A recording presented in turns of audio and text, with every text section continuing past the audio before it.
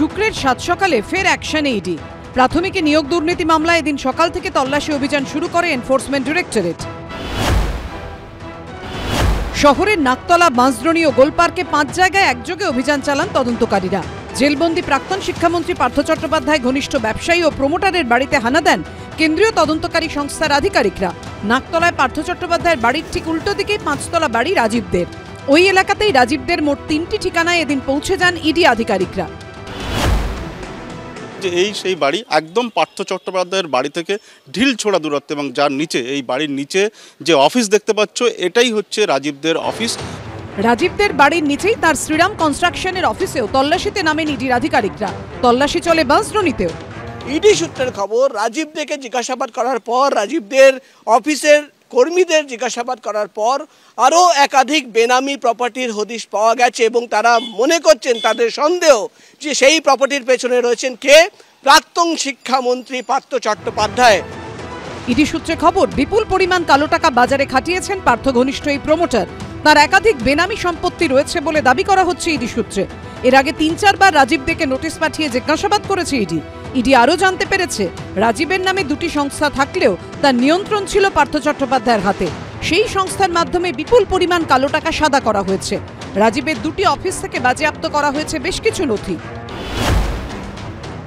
অন্যদিকে এদিন গোলপার্কেও অভিযান চালায় ইডি।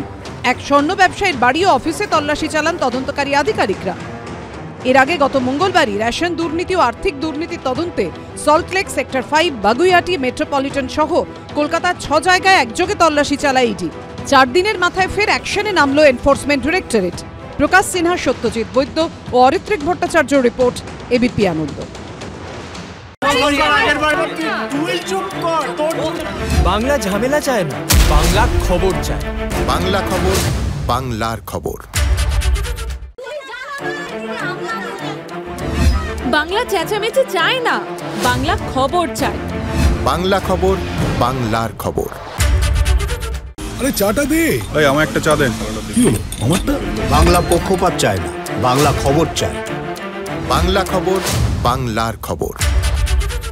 সত্য অন্তহীন, সত্যের খোঁজও তাই, সত্য সন্ধানে তাই আমরা অক্লান্ত, অকুতভয়। এবিপি আনন্দ নতুন ভাবনার প্রতীক, যা মনে মুক্ত, তথ্যে যুক্ত এবং যাবতীয় সীমানার বাঁধন থেকে মুক্ত।